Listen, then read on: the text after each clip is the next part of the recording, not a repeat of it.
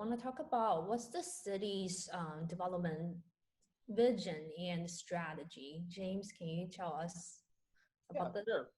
Yeah, so as you can see, I mean, there's some incredible growth that's coming to Austin. It's been here in Austin, and it's been kind of a crisis for the past, I don't know, many years. So the city didn't want the rampant just market deciding where things go, how things develop. I mean, we wanted to create something where it's a smart, organized, transparent thought process. So we created this comprehensive plan for the city of Austin.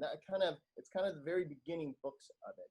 And this was a plan that went through and it got input from the citizens of Austin and laid out a vision for how the city can grow in the, I guess I would say in the smartest fashion we can. And it identified 8 key priority programs that we wanted to focus on. And that was to create a city that was healthy, that was creative, compact and connected, that was passionate toward the water and the environment, that was affordable, that was good for the workforce, and also to revise the land development code.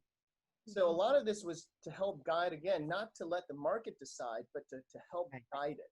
So a couple things that came out of it was, for instance, right here, we have the Austin Strategic Mobility Plan. And this was one of the beginnings of starting to organize what was started in Imagine Austin.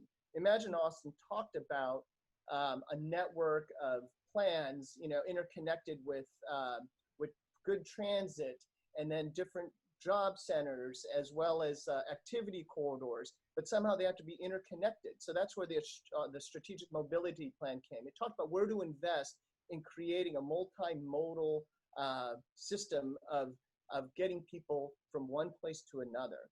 The other thing that is also is the Austin Strategic Housing Blueprint. So this started re-examining to see, in order to fit the growth of Austin, projected growth, how do we achieve that with the amount of housing that's being built?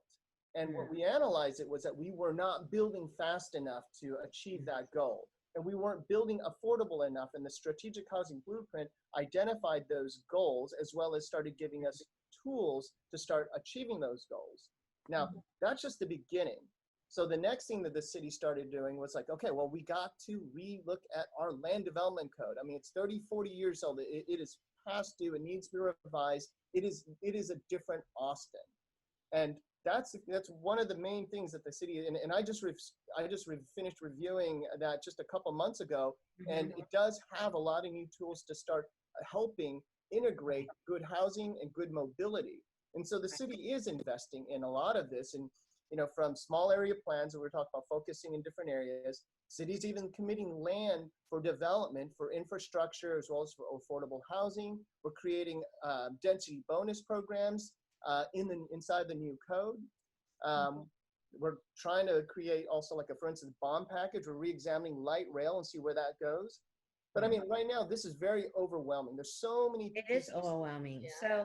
So basically, James, if I help you summarize this, Imagine Austin, we talked about this, it's a 30-year Austin vision. It's a plan that cities say, oh, I don't want those private company decide, you know, how the city goes. So they lead the city. They create those hotspots, right?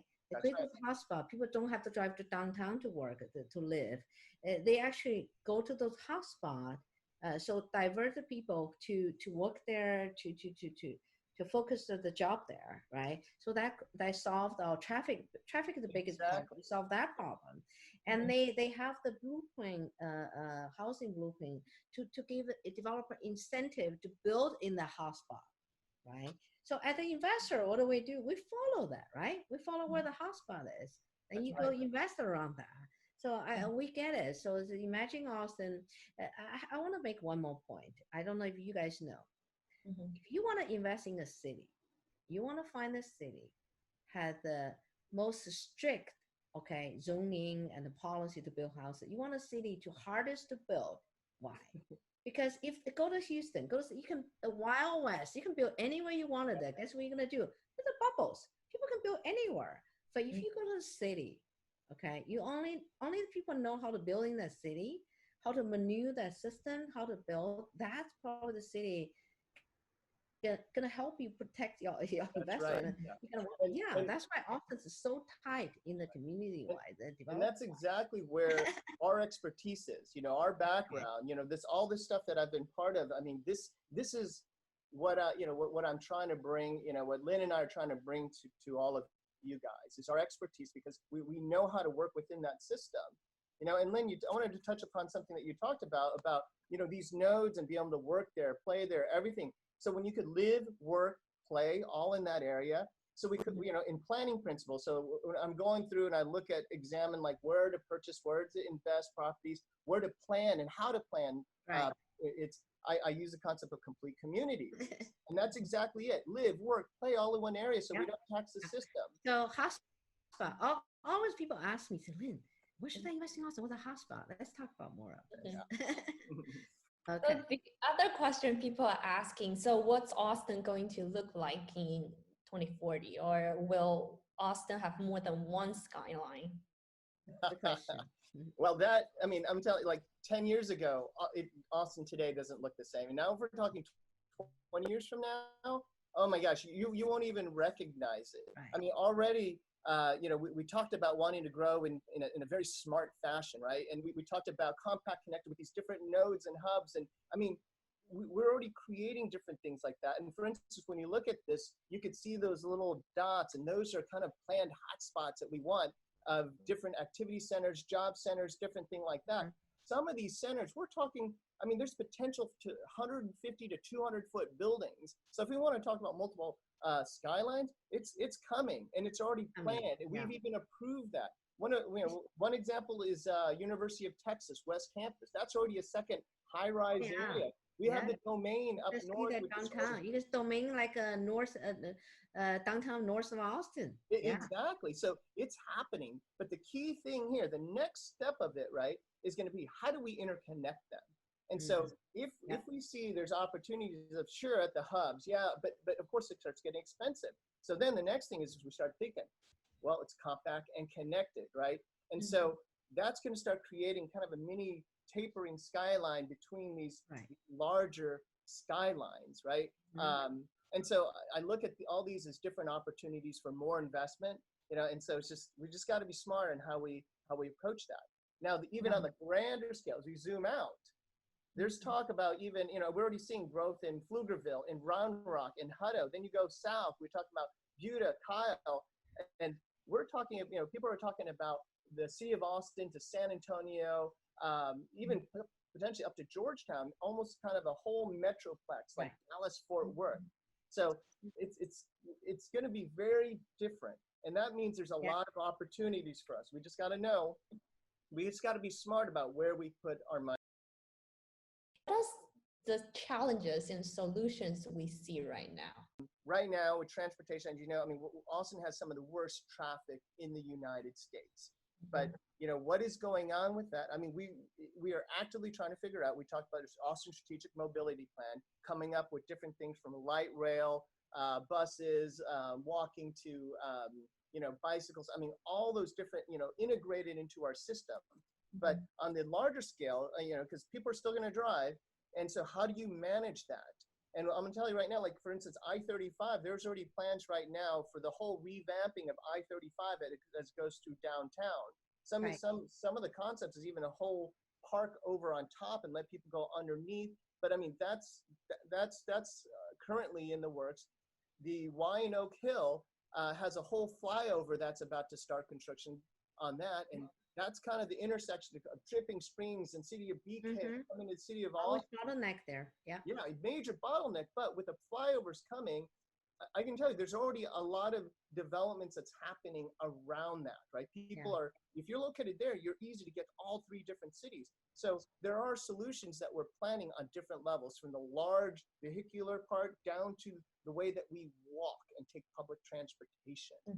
Now, as far as for affordability, you know, the challenge, of course, is continued rise in prices, you know, as new business and people keep moving over here.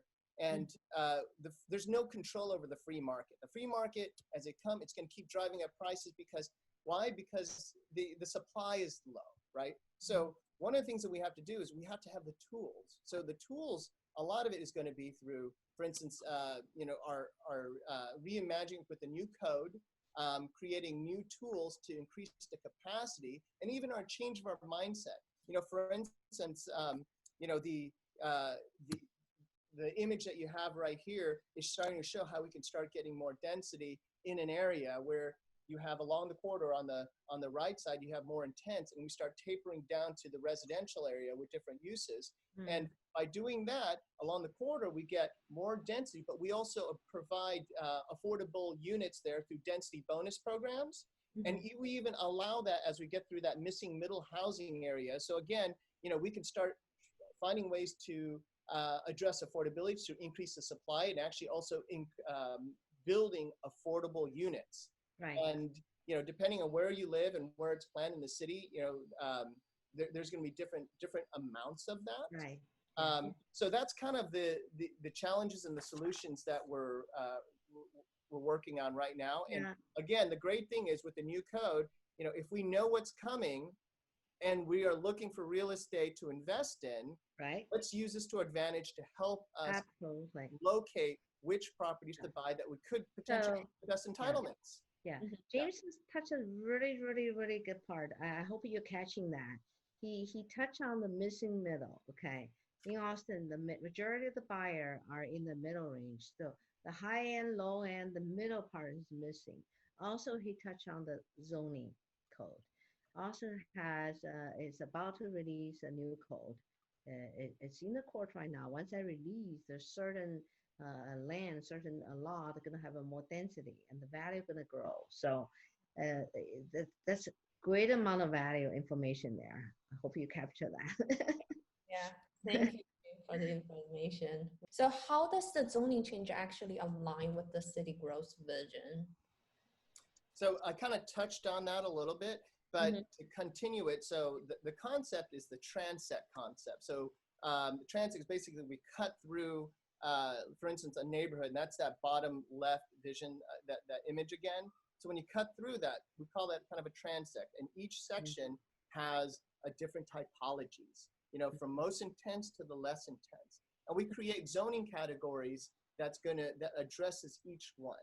Each one's going to be able to have different heights, different densities, and different opportunities to create more density by building affordable units. The other thing is also, what we're finding out is, what we're going to be doing is also even, for instance, parking. One of the most expensive things to build is parking. Parking takes up real estate that takes up being able to build density or even be able to have any type of mix of uses. But if we have a robust corridor, like for instance to the right side along the street side, and we have great public transportation, we're going to run into people that that don't even need cars, or instead of for a whole family, they only needed one car. For instance, I mean, I own some real estate investments that my tenants have no car, and they take those little rentable scooters around and they go to work, and they go downtown. They don't need a car. So it works. So a lot of that, we're reinforcing that type of vision. We're building it into our new transects, which is going to be part of the code. And with the code, it's going to create new zoning categories that's going to be classified into it. And on the top right, you see a map. And so that's kind of the mapping vision of the new code of where it's going to fit. So for the new code, we created a map that does address that. And those things are going to also kind of tweak as it goes from neighborhood to neighborhood or small area plan to small area plan. So it custom fit to each little area. Again, like Lynn was saying, there's a story in each area, right? So we're going to use, if we understand the story, we can use these tools and reflect upon where we think we can invest on depending on that story. So